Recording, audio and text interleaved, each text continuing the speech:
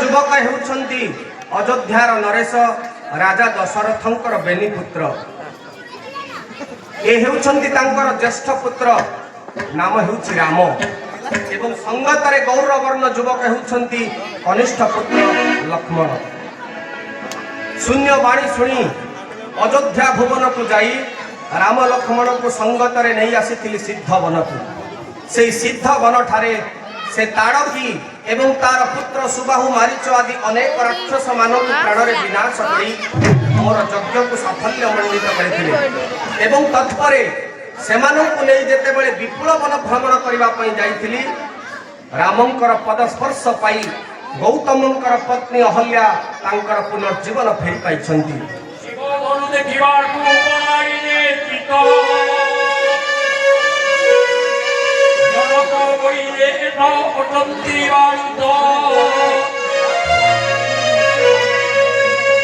ବିପୁଳ ବନ ପରିଭ୍ରମଣ କରି ସାରିବା ପରେ ଯେତେବେଳେ ଶୁଣିଲେ ମିଥିଳା ନଗରରେ ଲକ୍ଷେ ରାଜାଙ୍କର ଆଗମନକୁ ନେଇ ଏକ ସ୍ୱୟଂବର ସଭାର ଆୟୋଜନ ହୋଇଛି, ତେଣୁ ମୋ ସହିତ ବ୍ୟାକୁଳ ଚିତ୍ତରେ ମିଥିଳା ନଗରକୁ ଆସିଛନ୍ତି। ବ୍ରହ୍ମର୍ଷି, ଆପଣ ଦ୍ୱୟ ସୁକୁମାରଙ୍କୁ ନେଇ ଆସିଛନ୍ତି ସତ, ଯଦି ଆସିଛନ୍ତି ତାହେଲେ ଶିବଧନକୁ କେବଳ ସନ୍ଦର୍ଶନ କରନ୍ତୁ।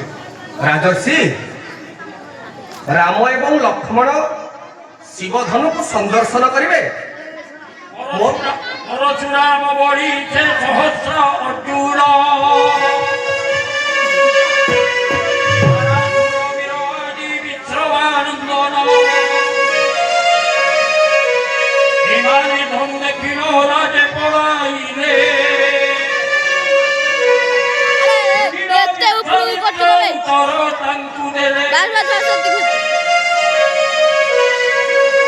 ରାଜର୍ଷି, ରାମ ଲକ୍ଷ୍ମଣଙ୍କୁ ଆପଣ ବାଳୁତ ସମ୍ବୋଧନ କରି କେବଳ ଏ ଧନୁତ୍ସବ ଦେଖିବା ପାଇଁ କହୁଛନ୍ତି?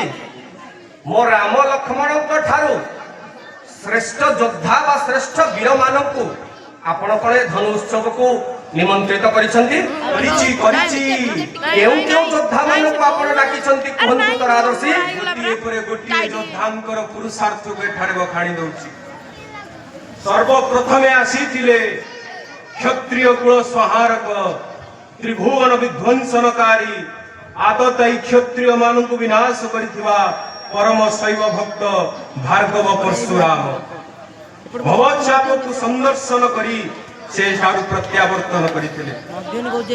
ଆସିଥିଲା କିଷ୍କିନ୍ଧ୍ୟାର ସମ୍ରାଟ ଇନ୍ଦ୍ରନନ୍ଦନ ବାଣୀ। ମଲ୍ଲ ଯୁଦ୍ଧରେ ଯେଉଁ ବାଣୀ ଶତ୍ରୁତାର ମନୋଭାବ ନେଇ ଆସିଲେ ଅର୍ଦ୍ଧେକ ବଳ ଅପହରଣ କରିନିଏ। ପଲକ ପକେଇବା ମାତ୍ରେ ଯିଏ ଚାରି ସମୁଦ୍ରରେ ତର୍ପଣ ଅର୍ପଣ ସ୍ନାନ ଶେଷ କରି ସନ୍ଧ୍ୟା କାଳରେ ସନ୍ଧ୍ୟା ବନ୍ଦନ କରି କିଷ୍କିନ୍ଧ୍ୟାକୁ ପ୍ରତ୍ୟାବର୍ତ୍ତନ କରିପାରେ, ସେ ବାଳୀ ମଧ୍ୟ ଲଜ୍ଜା ପରବେଶ ହୋଇ ଏଠାରୁ ପ୍ରତ୍ୟାବର୍ତ୍ତନ। ରାଜର୍ଷି, ଯେଉଁ ବାଳୀ ଏବଂ ପରଶୁରାମଙ୍କ କଥା ଆପଣ ଉପସ୍ଥାପନ କରୁଛନ୍ତି, ମୁଁ କିଛି କହିବା ପାଇଁ ଚାହେଁ। ଯେଉଁ ବାଳୀ ଏ ଧନୁକୁ ଦେଖି ଲଜ୍ଜାରେ ପଳାୟନ କଲେ, ସେ ବାଳୀ ହେଉଛନ୍ତି ଜାତିରେ ମର୍କଟ ଏବଂ ମର୍କଟ ମାନଙ୍କର ସ୍ୱଭାବ ହେଉଛି ମଲ୍ଲ ଯୁଦ୍ଧ। ସେମାନେ ଧନୁବିଦ୍ୟା ଜାଣି ନାହାନ୍ତି। ଏବଂ ଦ୍ୱିତୀୟତଃ ପରଶୁରାମ ହେଉଛନ୍ତି ଜାତିରେ ବ୍ରାହ୍ମଣ। ବ୍ରାହ୍ମଣଙ୍କର ଇଷ୍ଟ ହେଉଛନ୍ତି ଦେବଦେବ ମହାଦେବ। ଯେହେତୁ ଦେବଦେବ ମହାଦେବଙ୍କର ଅଜଗବ ଏଠାରେ ସ୍ଥାପନ କରାଯାଇଛି, ତେଣୁ ସ୍ୱତଃ ସେ ତାଙ୍କୁ ପୂଜା କରି ପ୍ରତ୍ୟାବର୍ତ୍ତନ କରିଛନ୍ତି। ଆଉ କେଉଁ ପ୍ରିୟମାନଙ୍କୁ ଡାକିଛନ୍ତି? କହୁଛି ଆସିଥିଲା ଭାର୍ଗବ ପରଶୁରାମଙ୍କର ଶତ୍ରୁ କାର୍ତ୍ତବୀର୍ଯ୍ୟ ଅର୍ଜୁନ ମାହିଷ୍ମତି ସମ୍ରାଟ।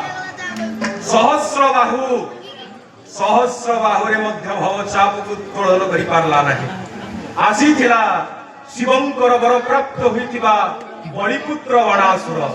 ସେ ମଧ୍ୟ ସଫଳ ହେଲା। ଯୋଉଠି ଏତେ ବଡ ବଡ ଯୋଦ୍ଧା, ବୀରମଲ୍ଲ ଶଲ୍ୟ ଯୋଦ୍ଧା ମାନେ ଅସମର୍ଥ, ତାହେଲେ ଆପଣ କଣ ଭାବୁଛନ୍ତି ଦ୍ୱୟ କୁମାର ଦ୍ୱୟ ସେ କାର୍ଯ୍ୟ କରିପାରିବେ? ଅନେକ ପଦ ଧରି ଭାସିନା ଅଟଇ ଯେପରି ବାଛୁକି ବିନା ପୃଥିବୀ ଆଲୋକେ ଧରିବ।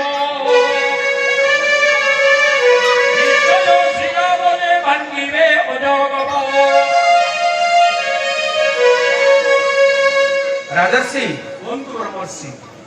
ଆପଣ ତାହେଲେ କହୁଛନ୍ତି ଅନେକ ବାହୁଧାରୀ ବୀରମାନଙ୍କୁ ଆପଣ ନିମନ୍ତ୍ରିତ କରିଥିଲେ, ଯଥା କାର୍ତ୍ତବୀର୍ଯ୍ୟ, ବାଣାସୁର ଏବଂ ରାବଣ ଇତ୍ୟାଦି। ମତେ କହିପାରିବେ କର୍କଟ ସେମାନଙ୍କର ଅନେକ ପାଦ, ବୃଶ୍ଚିକ ବା ବିଛା ସେମାନଙ୍କର ମଧ୍ୟ ଅନେକ ପାଦ। ଅନେକ କର୍କଟ ଅନେକ ବୃଶ୍ଚିକ ମାନଙ୍କୁ ଯଦି କୁହାଯାଏ ଏ ପୃଥିବୀକୁ ଉତ୍ତୋଳନ କରି ଧରିବା ପାଇଁ, ତାହା କଣ ସେମାନଙ୍କ ପକ୍ଷରେ ସମ୍ଭବ? ବାସୁକି ବିନା ପୃଥିବୀ ଆଲୋକେ ଧରିବ। ଶ୍ରୀରାମଦେ ଭାଙ୍ଗିବେ ଅଜଗମ। ରାଜର୍ଷି କୁହନ୍ତୁ। ଅନେକ ପାଦଧାରୀ କର୍କଟ, ଅନେକ ପାଦଧାରୀ ବୃଶ୍ଚିକ ପୃଥିବୀକୁ ଉତ୍କଳନ କରିପାରି ନଥିବା ବେଳେ ଏ ପୃଥିବୀକୁ ଧାରଣ କରି ରଖିଛନ୍ତି ପାଦ ନଥିବା ବାସୁକି।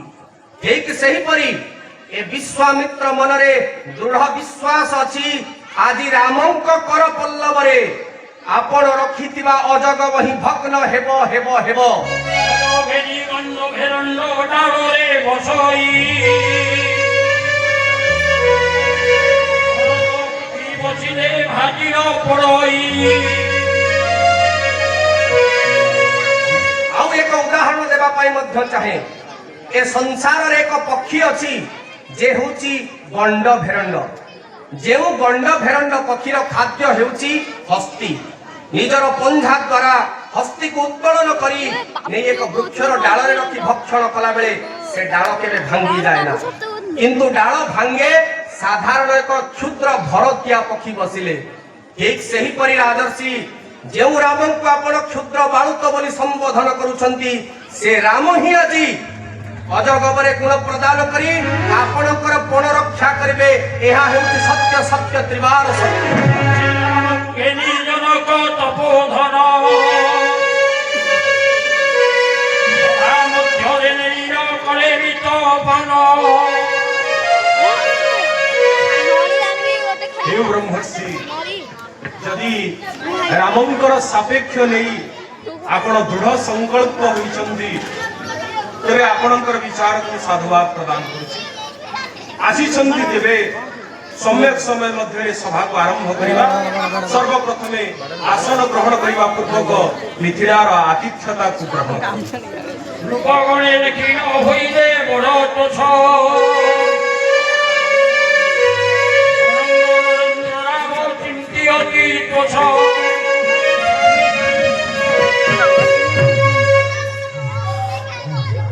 ମନ୍ତ୍ରୀ ସଦାନନ୍ଦ ଯଥାଶୀଘ୍ର ସମ୍ମୁଖକୁ ଆସ। ମହାମନ୍ତ୍ରୀ, আগন্তুক সমস্ত বরেণ্য বীরপুঙ্গব মানে মিথিলায় উপস্থিত হয়েসারিছন্তি। সমস্তଙ୍କୁ যথাসম্ভব এ সভাକୁ আনয়ন করিবার ব্যবস্থা করা যাও।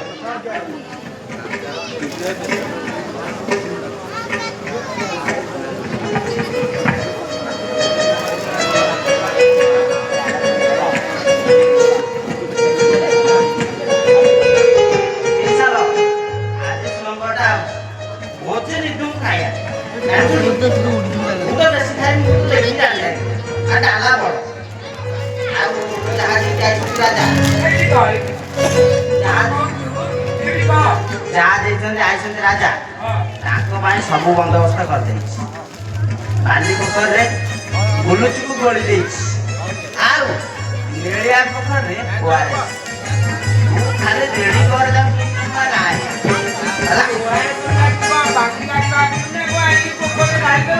ବହୁତ ଆଇସନ୍ତି ଆଉ ବ୍ରହ୍ମପୁର କହୁଥିଲେ ସେଠି ଦିଟା ଅଫିସ ଖୋଲିଛି ସେଇଠି ତିଆରି ସିଏ ଆଉ ତାକୁ ଆଣିବ ବୋଲି ତାଙ୍କ ପାଇଁ ହେଲା ତୁ ଖାଲି ବ୍ୟବସ୍ଥା କର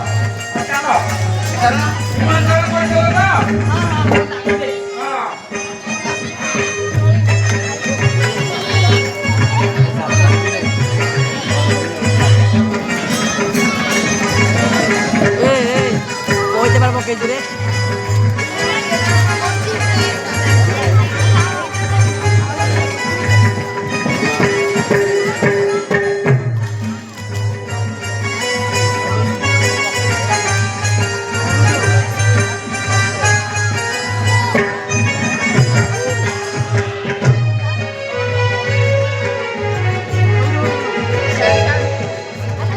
ଆଜ୍ଞା ଆଜ୍ଞା ଆପଣ ଆସୁଛନ୍ତି ମୁଁ ବହୁ ବର୍ଷ ପରେ ଆପଣଙ୍କୁ ଦେଖୁଛି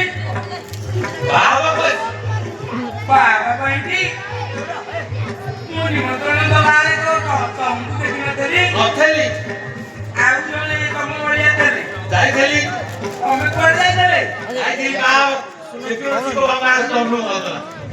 ଆଜି ତ ବାହାରେ ହଉ ଆସନ୍ତୁ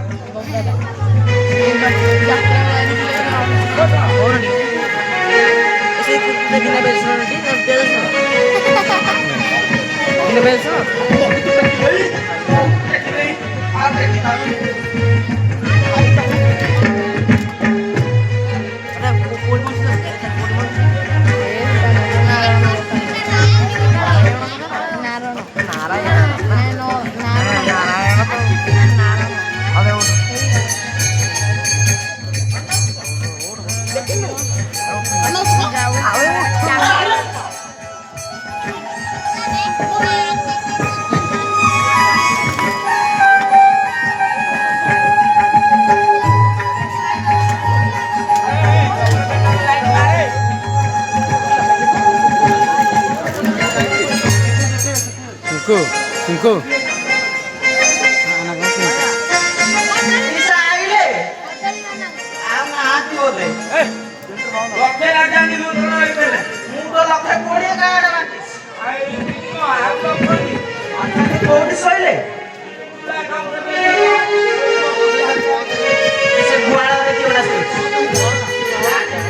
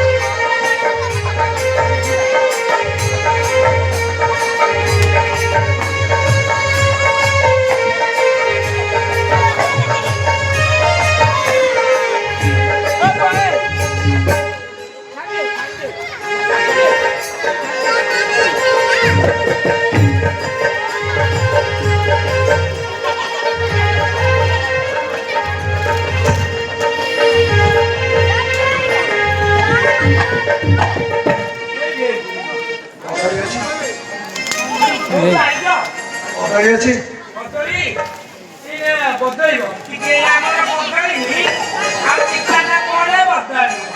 କଚା ଅଛି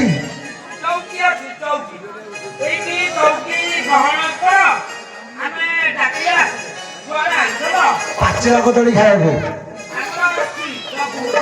ତମ କଦଳୀ ଅଛି ଯୋଉ ବାରିଆଡେ ହଉଛି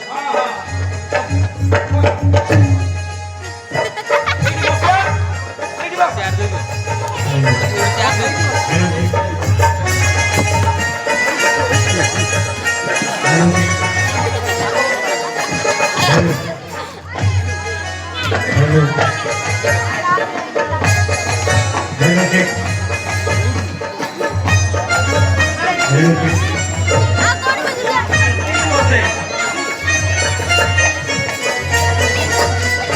আরে বুয়া এ পুত্রা বলো নিশান আরে লক্ষ্যে হেলে কি নাই আর দিকে নিরিক্ষা পারি দাও দেখো দেখো দেখো আগুয়ারে কে শুই পড়ছে না রে ମୁଁ ଯାଉଛି ମୁଣ୍ଡିଆ ଆଣିକି ଆଉଛି হ্যাঁ କି କାଳେ ଥେବେ আজকে নথেলে বি তাକୁ ডাকি আনিবি ଚନ୍ଦନ ବାଡ଼ି ଚାଲିଛି ତ ଭାଙ୍ଗ ଖାଇକି ଶୋଇ ସେ ଖାଇକି କଣ କରିତେ ଘୋଡ଼ା କଣ କରୁଛେ ସେ ବି ନଥେଲେ ତାକୁ ବି ଡାକି ଆନିବି ସାରିଆ ନା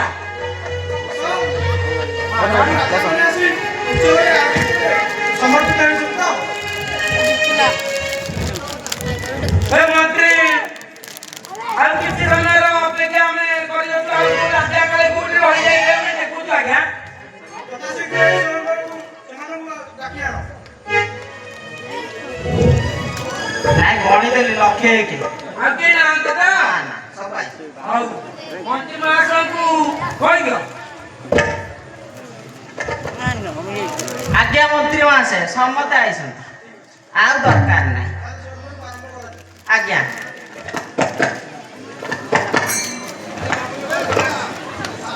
ହେ ମହାରାଜ ସମସ୍ତ ରାଜାମାନେ ଆସି ଏ ସ୍ୱୟଂବର ଉତ୍ସବରେ ସମସ୍ତେ ନିୟୋଜିତ ହୋଇଛନ୍ତି ସ୍ୱୟଂବରକୁ ଆରମ୍ଭ କରିବା ପାଇଁ ଆପଣଙ୍କର ପ୍ରାପ୍ତ କରୁଛି। ହେ ସଭାରେ ଗହର୍ତ୍ତି ହସିର କହନ୍ତି ଶୁଣ ତୁମ୍ଭେ ନୂର୍ପ ପୁର ସଭାରେ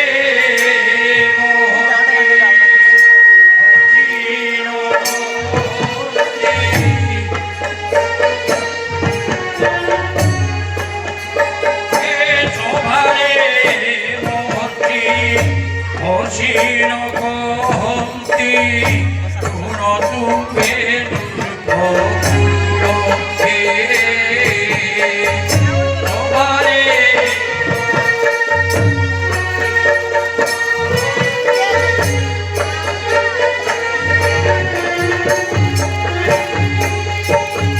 আরে বিদর্ভ কর্ণাটক ভোট ছৌরাট মরহডারি কুন্তর হে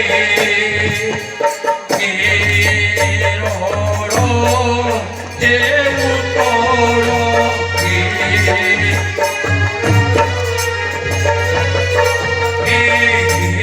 উত্তর রড় যে উত্তর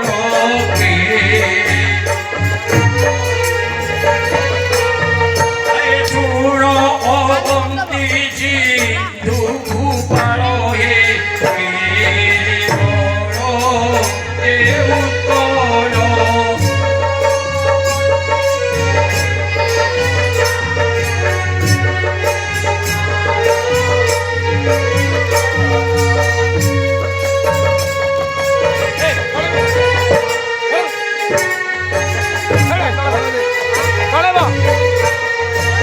গৌরঙ্গ নিচিত কলিঙ্গ গধ অঙ্গভঙ্গ জীবন্ত হে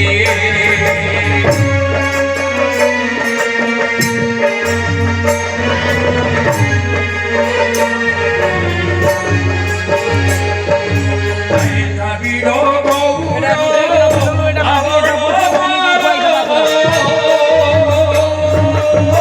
দ্রাবিড় গুরু বেদি ঘোষ হে গোরাবু জগত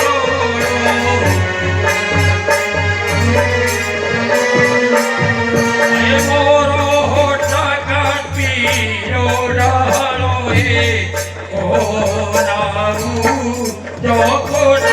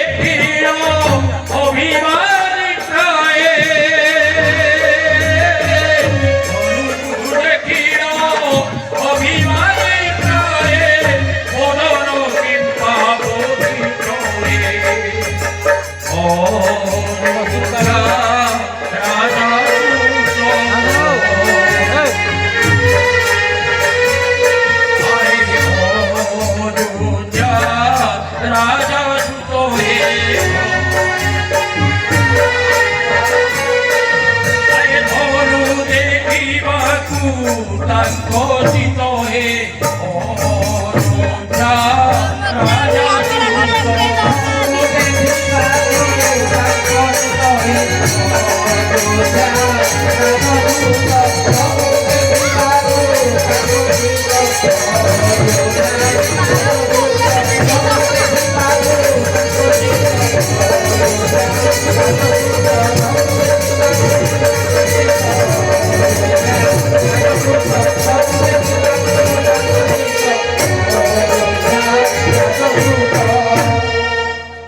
गात्रं भस्मसितं सितं च हसितं हस्ते कपालसितं खट्वांग च सितं सितश्च वृषभ कर्णे सीते कुण्डले गंगा फेन सीता जटा पशुपतेश्चंद्र शीतो मूर्धनि सोऽयं सर्व शीतो दधातु विभवं पापक्षयं सर्वदा। अखिल ब्रह्मांड नायक निराकार निर्विकार स्वरूप सत्य सनातन निरंजन निर्विकार कैलासाधिपति देवदेव महादेवंकर पद पंकजरे मुहुर्मुहु प्रणति ज्ञापन करने पूर्वक आर्यवर्तर जो उपस्थित होइतिबा समस्त वैज्ञानिक न्यायाधीश ब्रह्म उपासक सिद्ध साधक परम शास्त्रज्ञ मर्मज्ञ पुरुष आर्यवर्तर विभिन्न उपखंड उपस्थित होइतिबा समस्त शौर्यवान कीर्तिवान दीप्तिमंत प्रतिभा मानंकु राजर्षि जनक सादर अभिवादन जनाउछि। हिमालय समारूढ्य जावत इंदु सरोवर सा देव निर्मित भूमि हिंदुस्तानम प्रकीर्तिता। उत्तर रे आर्यवर्तर किरीट सदृश मुकुट सदृश देवता मानकर घटस्थली बोलाउथिबा नगाधिराज अचल श्रेष्ठ हिमालय एवं दक्षिण रे कन्याकुमारिकार इंदु पुष्करिणी।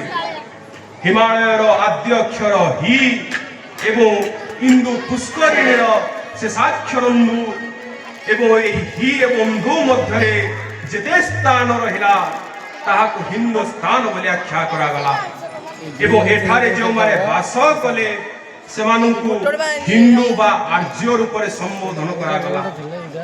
हे मोर आर्यवर्तर समस्त वीरपुंगव माने मोर आमंत्रण स्वीकार करी आर्यवर्तर विभिन्न प्रदेश यथा विदर्भ कर्णाटक भोट सौराष्ट्र मरहटादि कुंतल अवंती सिंधु भोपाल केरल उत्कल कनाउज काश्मीर डाहाल चोड़ंग निषद्ध कलिंग मगध अंग बंग चेदी मत्स्य कुरुबेली मघ मत्स्य बेलाउल मेरुगल कुंजगल प्रकृति एपरी असंख्य स्थान गोटी गोटी करिया को मुखरे वर्णना करिवा मो पक्षे संभव नुहे।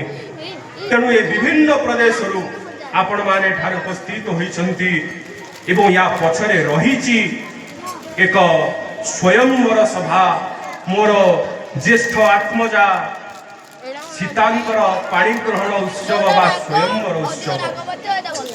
आपण माने प्रायतः जानिथिबे आदि सत्य जुगरे जेतेबेले त्रिपुरासुर बद्ध हेला सेतेबेले पृथ्वी हेतिले रथ सूर्य चंद्र होइतिले तार दुईटी चक्र चारि वेद हेतिले चारि गोटी अश्व अनंत हेले रजु सारथी हेले वेदपति ब्रह्मा रथी हेले देवादिदेव महादेव एवं जो धनुटी को धारण कले ता हेउची अजगव धनु जार सृष्टि हेउची मेरु पर्वत सेति पई ताहा हेउची अति गरुत्तम।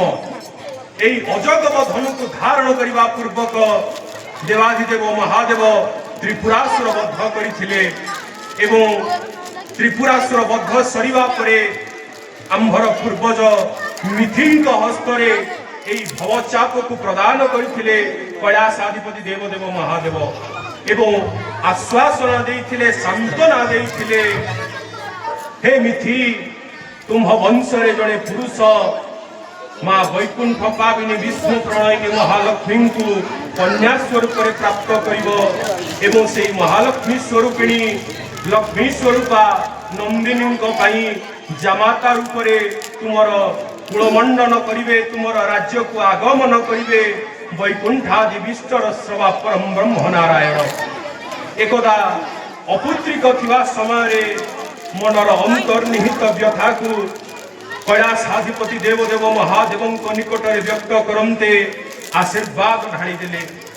ମିଥିଳାର ଉତ୍ତର ପାର୍ଶ୍ୱକୁ କର୍ଷଣ କରୁ କରୁ ବିଶ୍ୱକର୍ମାଙ୍କ ଦ୍ୱାରା ସୃଷ୍ଟି ହୋଇଥିବା ଏକ ଅଷ୍ଟରତ୍ନ ମଞ୍ଜୁଷାରେ ମୁଁ ପାଇଲି ଏକ ଦିବ୍ୟ କନ୍ୟା ରତ୍ନ। ନାମକରଣ ଉତ୍ସବରେ ମୋ କନ୍ୟାର ଷଡ଼ବିଧ ନାମକରଣ ଦିଆଯାଇଛି।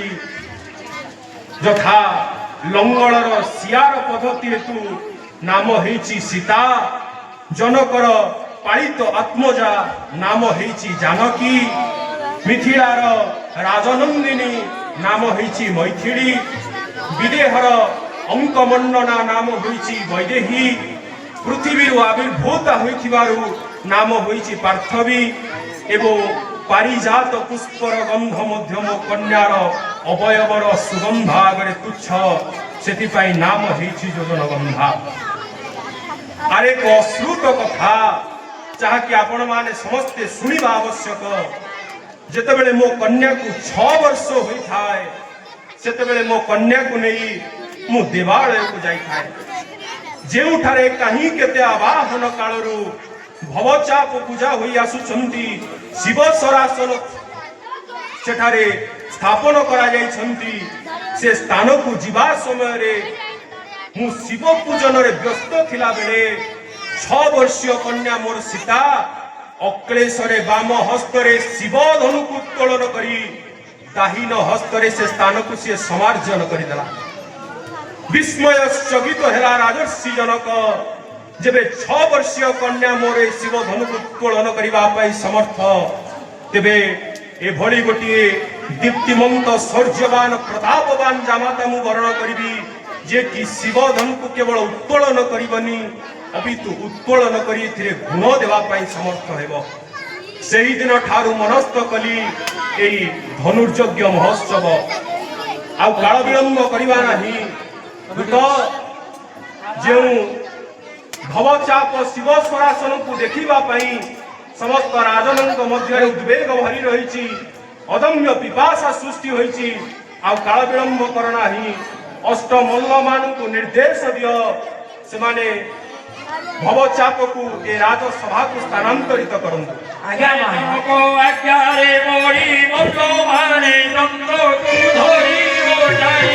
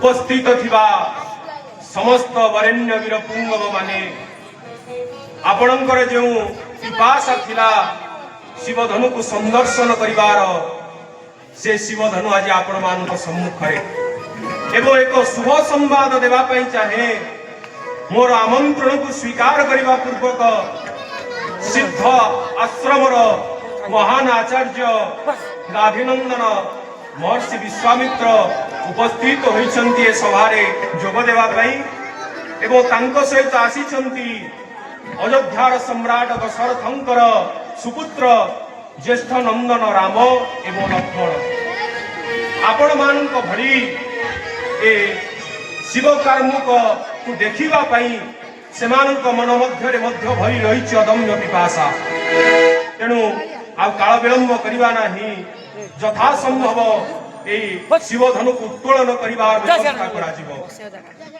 জায়গা নেই সিয়ার যা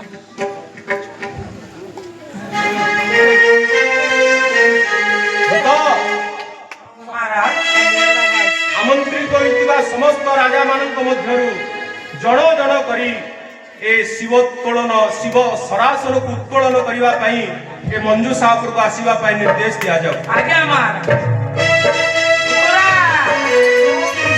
ରାଜାଙ୍କର ଆଦେଶ ହେଇଗଲା।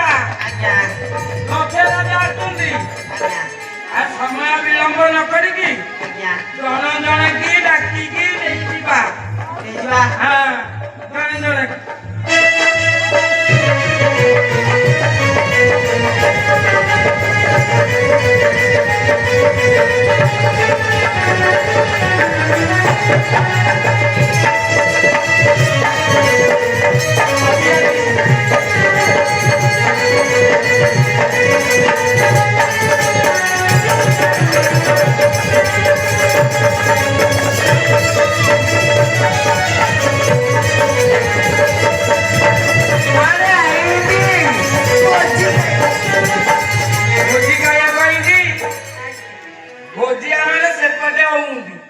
ଏପଟେ ନୁହଁ ଏପଟେ ଧନୁ ଭାଙ୍ଗୁନ୍ତି ଧନୁ ଭାଙ୍ଗିବ ସୀତାଙ୍କୁ ବାହା ହବ ଧନୁ ଭାଙ୍ଗିଲେ ସେଇଟା କଣ କହିଲ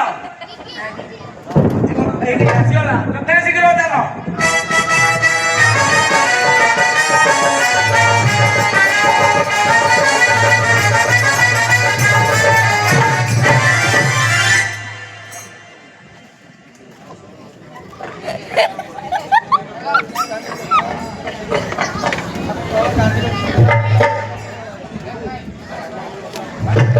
କୋଉଠୁ ଆଇଛନ୍ତି ଆପଣଙ୍କ ନାଁ କଣ ଆମରି କଣ ନମ୍ବର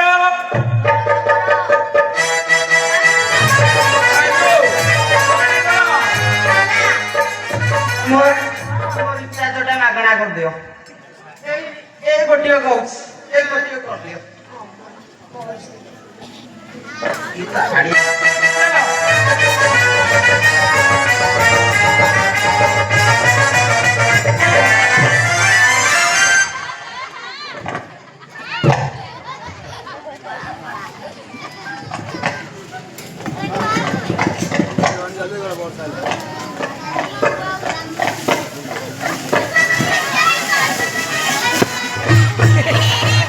ଆମ ପାଳ ସବୁ ନ ଲାଗେ ये राजा ही के वो पाला ले जाइए ହଁ और क्या कहिया आसो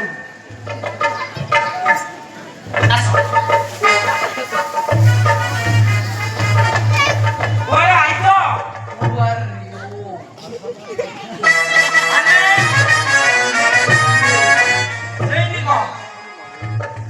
सेमिति को हां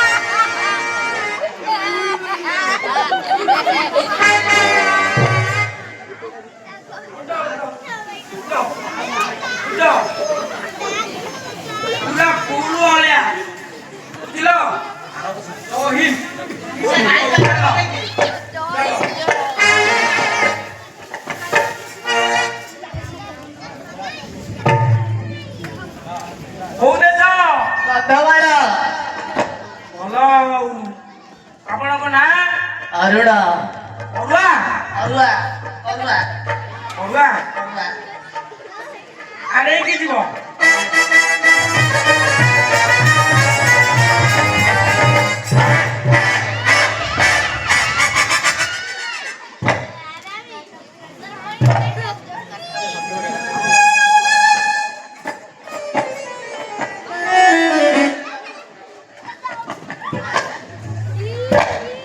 ଆରେ ପୁତୁଲା ଏ ସବୁ ପିଇ ଦେଇଛନ୍ତି ଆରେ ଲକ୍ଷେ ନା ନାଇଁ କହିଲ ଆରେ ସମସ୍ତେ ମନେ ରଖୁଛନ୍ତି ଆଉ ଅଛନ୍ତି ଆଉ ବି ଅଛନ୍ତି କୋଉଠୁ ଆଇଛ ଭେଣ୍ଡି ବର ଭାଇ ଭେଣ୍ଡି ବର ଭେଣ୍ଡିପୁର ହଉ କୁଆଡ଼େ ଆଇଥିଲ ଆଇଛି ଆଉ କଣ ଆଇଲା କଣ ଆଇକି କରିବ ଭାଙ୍ଗିବି ତମ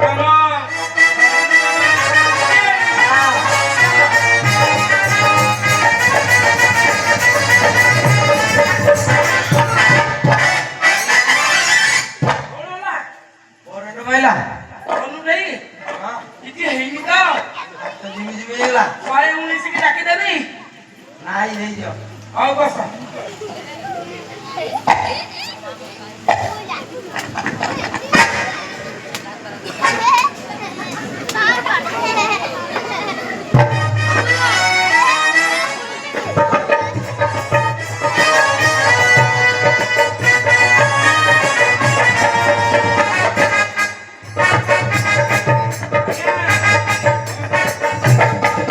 ଆଜ୍ଞା ବହୁତ ଦିନ ପରେ ଆପଣ ଦେଖା ହେଲେ କୋଉଠି ଥିଲେ ଆପଣ କହିଲେ ସୌରାଷ୍ଟ୍ର ଥିଲି ମୁଁ ଯୋଉ ଯାଇଥିଲି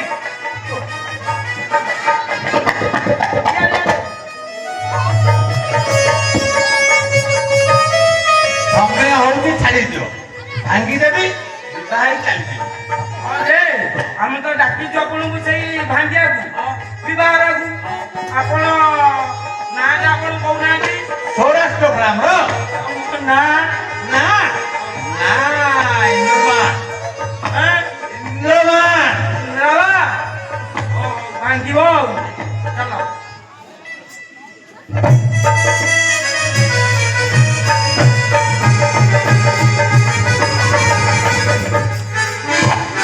ହବନି ଫେରେ ଚେଷ୍ଟା କର ହଁ ହଁ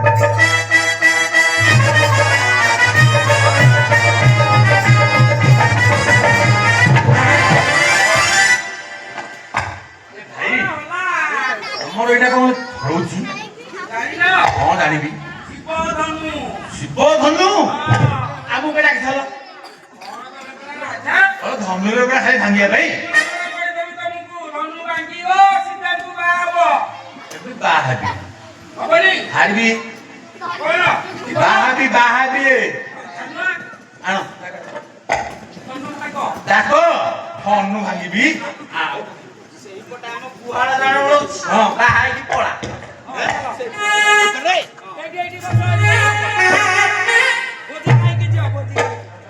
ଭୋଜି ଖାଇକି ଯିଅ ଆରେ ପୁଅ ଗୋଟେ କିଏ ଥିଲେ କଦଳୀ ଆଉ ନା କଦଳୀ ଚାଲିଗଲେଣି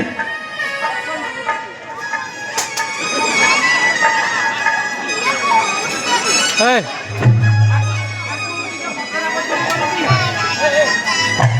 କଦଳୀকে ଟିକେ ବଦଲା ବଦଳି କରିକି ଆଣେ ମୁଁ ଆଗ ପାଇଁ ଭଲ କଦଳୀ ଧରିକି ହେଲା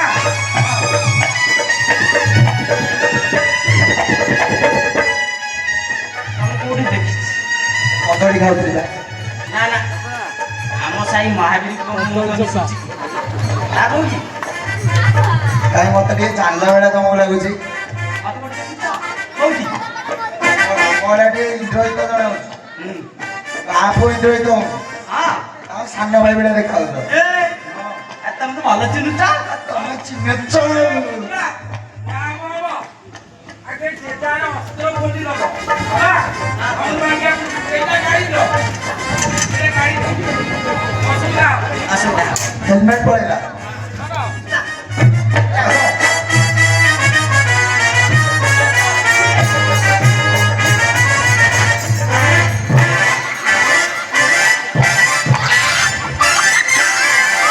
Ay, por malo no lo va y tira, no lo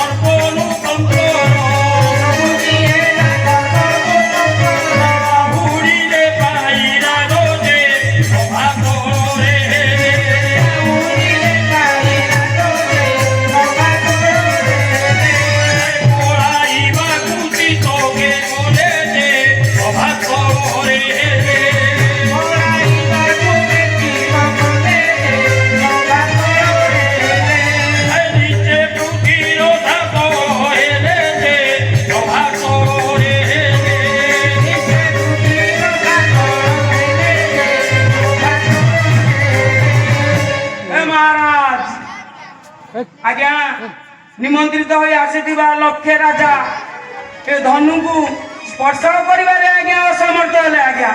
ଧନୁ ତ ଭଗ୍ନ ପଛେ କରିବେ ଆଜ୍ଞା।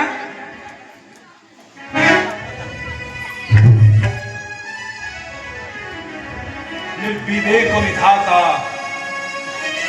ଆଶା କରିଥିଲି, ମନ ମଧ୍ୟରେ ସଂକଳ୍ପ କରିଥିଲି, ବୈଜ୍ଞାନିକ ନ୍ୟାୟାଧୀଶ ପରମ ଶାସ୍ତ୍ରଜ୍ଞ ମାନଙ୍କୁ ନେଇ ଇଚ୍ଛା କରିଥିଲି ଭବ ଚାପରେ ଗୁଣ ଉତ୍ତୋଳନ କରିବା ପୂର୍ବକ ଯିଏ ଗୁଣ ଚଢ଼େଇ ପାରିବ ସିଏ ହିଁ ମୋର ଜ୍ୟେଷ୍ଠ ନନ୍ଦିନୀର ପାଣି ଗ୍ରହଣ କରିବ।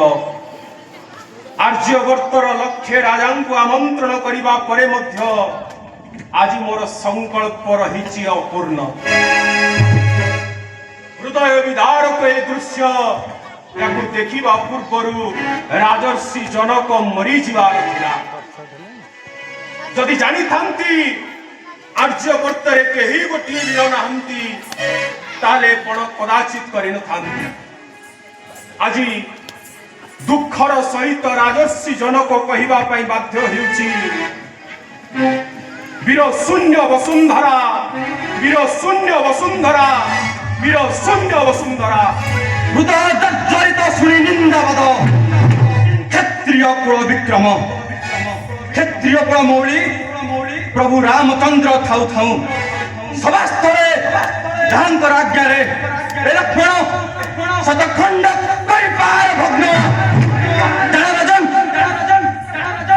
ଅଯୋଧ୍ୟା ରାଜ ସନ୍ତାନ ଅଗଣିତ ବଳ, ଜାଣିବାକୁ ତୁମ୍ଭେ କି ସମର୍ଥ ରାଜନ। ବୀର ଭୁଜ୍ୟ ବସୁନ୍ଧରା ଅଯୋଧ୍ୟା ପ୍ରଦେଶ, ବୀର ମଧ୍ୟ ଶ୍ରେଷ୍ଠ ପ୍ରଭୁ ଅଗ୍ରଜ ଶ୍ରୀରାମ ଥାଉ ଥାଉ ଅପମାନ ବାଣୀ ମନେ ରଖନ୍ତୁ ରାଜନ। ଏକ ସୂର୍ଯ୍ୟର ଆଲୋକେ ବିନାଶ ଅନ୍ଧାର, ଏକ ସିଂହର ଗର୍ଜନେ ଯୁଦ୍ଧ ଯୁଥା ଅସ୍ଥି, ଆଉ ଏକ ବଜ୍ର ଆଘାତେ ଶୈଳ ବୃନ୍ଦ ଯଥା। ସେପରି ମୋ ପ୍ରଭୁ ସିଂହ ବଜ୍ର ଆଉ ହସ୍ତି ସଦୃଶ ମୋର ପ୍ରଭୁ ରାମଚନ୍ଦ୍ର। ଏତେ ବଡ଼ ଆସ୍ପର୍ଦ୍ଧା ଲକ୍ଷ୍ମଣ କୁମାର ରସରାଚନ୍ଦ୍ର ଜଗର ଜନକ ମହର୍ଷି ରାଜସଭାରେ କିଭଳି ଭାଷାର ପ୍ରୟୋଗ କରିବାକୁ ହୁଏ ତୁମେ ବାଳୁତ ଶିଖିବା ଆବଶ୍ୟକ, ଜାଣିବା ଆବଶ୍ୟକ। ଏ କୌଣସି ସାଧାରଣ ସଭା ନୁହେଁ। ଆପଣ ବି ଜାଣି ରଖି ମନ୍ତବ୍ୟ ଦେବାର ଥିବା ଉଚିତ। ଏ ସଭା ମଧ୍ୟରେ ରଘୁକୁଳ ଶିରୋମଣି ପ୍ରଭୁ ଶ୍ରୀରାମଚନ୍ଦ୍ର ଅବସ୍ଥିତ ଅଛନ୍ତି, ଯେ କି ସ୍ୱର୍ଗ ମର୍ତ୍ତ୍ୟ ପାତାଳ ଏ ତ୍ରିଭୁବନ ମଧ୍ୟରେ ଏକମାତ୍ର ବୀର, ଯେ ବୀରଙ୍କର ଶକ୍ତିର ସୀମା ନାହିଁ। ସେହିପରି ପରାକ୍ରମୀ ବୀରପୁଙ୍ଗ ଥାଉ ଥାଉ ଆପଣ କହୁଛନ୍ତି ବୀର ଶୂନ୍ୟ ଧରା। ମନେ ରଖନ୍ତୁ ମହାରାଜ, ଯେ ପର୍ଯ୍ୟନ୍ତ ଧରା ଧାମରେ ମୋର ପ୍ରଭୁ ରାମଚନ୍ଦ୍ର ଉପସ୍ଥିତ ଅଛନ୍ତି, ସେ ପର୍ଯ୍ୟନ୍ତ ଏ ଧରା କେବଳ ବୀର ଶୂନ୍ୟ ଧରା ନ ହୋଇପାରେ। ସୂର୍ଯ୍ୟ ବଂଶର ପ୍ରଦୀପ ଥିଲେ ରଘୁ, ଦିলীପ, ଅନରଣ୍ୟ, ଭଗୀରଥ, ସଗର, ମାନ୍ଧାତା, ମୁଚୁକୁନ୍ଦ, ହରିଶ୍ଚନ୍ଦ୍ର, ରୋହିତ ପ୍ରଭୃତି ଇକ୍ଷ୍ୱାକୁଙ୍କ ଠାରୁ ଆରମ୍ଭ କରି କେତେ କେତେ ରାଜନ ମାନେ ସମସ୍ତେ କୁଳୀନ, ଭଦ୍ର, ନମ୍ର, ସୂର୍ଯ୍ୟ ବଂଶର ସଂସ୍କାର ସର୍ବୋପରି। ବାସ ମହାରାଜ ବାସ, ମୁଁ ବି ସେଇ ବଂଶର ବଂଶଜ। ମୋ ପୂର୍ବଜମାନଙ୍କର ଇତିହାସ ମତେ ବି ଜଣା। କିନ୍ତୁ ତୁମ ଭଳି ଏ ରାଜସଭାରେ ବଳି କ୍ରୋଧାନ୍ୱିତ ହୋଇ ନିଜର ଧୈର୍ଯ୍ୟ ସାମର୍ଥ୍ୟକୁ ହରାଇ କେହି ଧୈର୍ଯ୍ୟ ହରା ହୋଇନଥିଲେ। ଲକ୍ଷ୍ମଣ ପ୍ରଭୁ, ଜନସମାଜରେ ଅହଙ୍କାର ଭାବ ଭାଇରେ ଉଚିତ ନୁହଇ, ହସ୍ତସ୍ଥିତ ଅର୍ଣ୍ଣ ମୁଖେ ଦେଉ ଦେଉ ତହିଁରେ ବିପଦ ଅଛଇ। ଭାଇରେ ଧୈର୍ଯ୍ୟ ଅଟେ ସୁନ୍ଦର, ଆଶାଧୁନ ସେ ନୁହଁ ଅସ୍ଥିର। ଲକ୍ଷ୍ମଣ, ଲକ୍ଷେ ରାଜାଙ୍କ ସମ୍ମୁଖରେ ରାଜର୍ଷି ଜନକଙ୍କ ସଭାରେ ତୁମର ମୁଖର ନିଃସୃତ ହେଉଥିବା ଏକ କଟୁ ବାକ୍ୟ ସାରା ଅଯୋଧ୍ୟା ବାଂଶ ପାଇଁ ଏକ କଳଙ୍କିତ ଅଧ୍ୟାୟ ସୃଷ୍ଟି କରିପାରେ। ଲକ୍ଷ୍ମଣ, ସୁରଭାନୁକୂଳ କଞ୍ଜ ଘନ ମୋ ବଚନ, ସ୍ୱଭାବେ କହୁଛି ମୁଁ ନାୟ ବିମାନ।